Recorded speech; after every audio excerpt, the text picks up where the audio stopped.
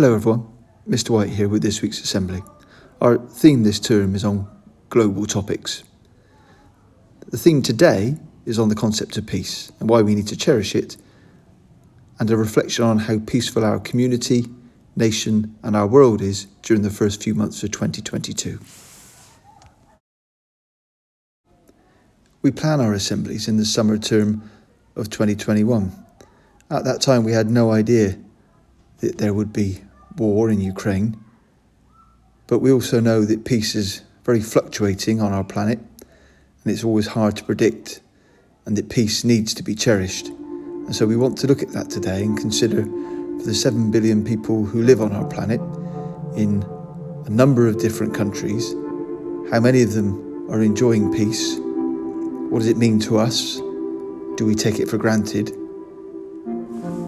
And what do we need to do to promote more peace within our lives, our community, our school, and in our families?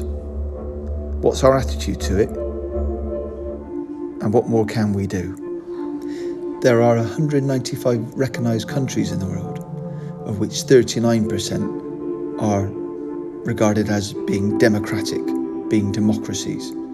That means of the 195, only 76 of them can be regarded in some way as being democratic, that is, reasonably free to live in, with the right to free speech, the courts and judiciary that are free and separate from the government, and an ability to protest and to say what you want without fear of reprisals from others.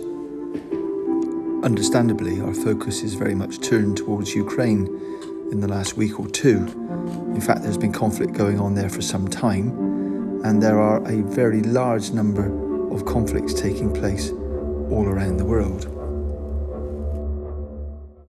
There are territorial disputes all over the world, as we know, between Russia and Ukraine, between Kurdish and Turkish peoples, Israeli and Palestinians, civil war in Afghanistan, Syria, instability in Iraq, Yemen, Libya and South Sudan. Lives are unstable for people who live in Lebanon, Egypt, Ethiopia and the Democratic Republic of Congo.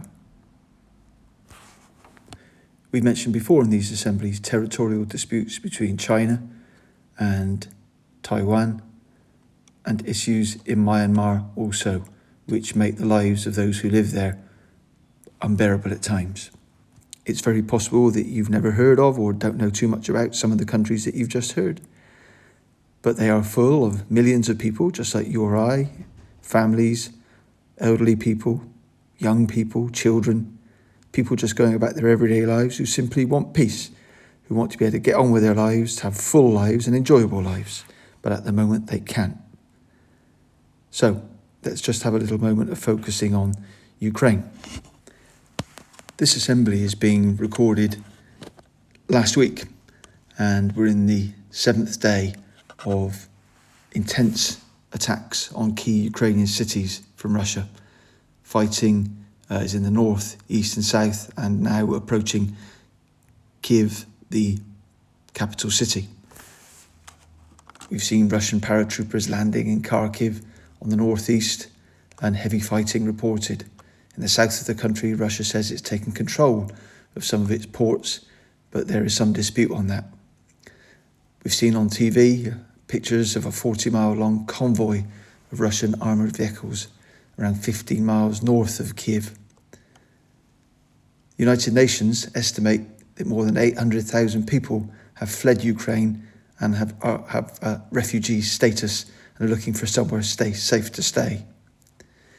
The USA has recently said that it's banning Russian airlines from flying over its country, and that's following the lead of European countries and Canada. We're also seeing major companies such as Apple, Google, Ford and oil company ExxonMobil removing themselves from doing business with Russia.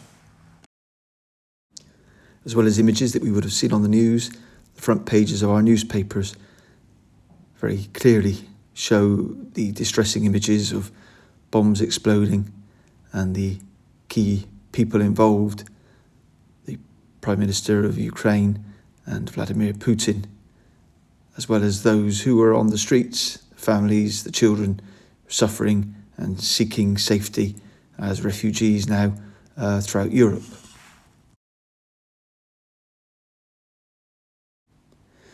We would have also seen images from the newspapers on the news of how the world is working together to make it difficult for Russia to trade and do business, as well as the extraordinary fight back from troops and Ukrainian people in order to somehow stop Russia's advance.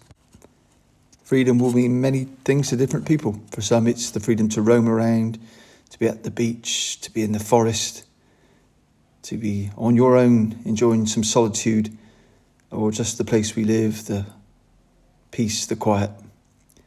Different things to different people. Wonder what it means to you.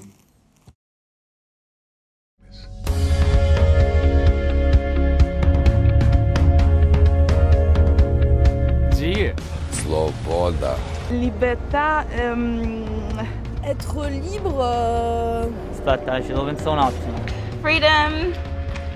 I don't know. Libertà per me è sottrarsi alle aspettative degli altri. Свободата за мен е да бъдеш себе си, да бъдеш такъв какъвто си. Özgürlüğün anlamı daha çok bir baskı olmadan yaşamaktır bence. Свобода — это отсутствие страха. الحرية هي الفن، هي الرقص، هي الحب. 自由係可以自己想做乜就可以做乜。La liberté de parler, de réfléchir et d'agir. C'est les trois en même temps. Ελευθερία για μένα σημαίνει να μπορώ να σκέφτομαι και να κινούμε χωρίς περιορισμούς. Freedom is the power to create your own existence in this world. Yo creo que esa es una utopía, yo creo que eso no existe en realidad. 好きなお酒をね、たらふく飲みたい。 Being happy in your own skin can be extremely liberating. Volare, nuotare. 自由就係我哋永遠都要追求嘅嘢，但係我哋生下嚟嘅時候就冇自由。 Para mí la libertad es desconectarse de todo. Freedom is nice. Oh, freedom is everything. Es algo que todos tenemos, pero no muchos lo conocemos. Not working and going to the beach.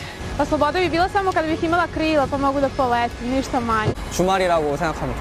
Свобода — это любовь. Sloboda je čas. 퇴근 후에 마시는 맥주 한 잔. Melakukan sesuatu tanpa merugikan orang lain. Think about that. Freedom. What is freedom?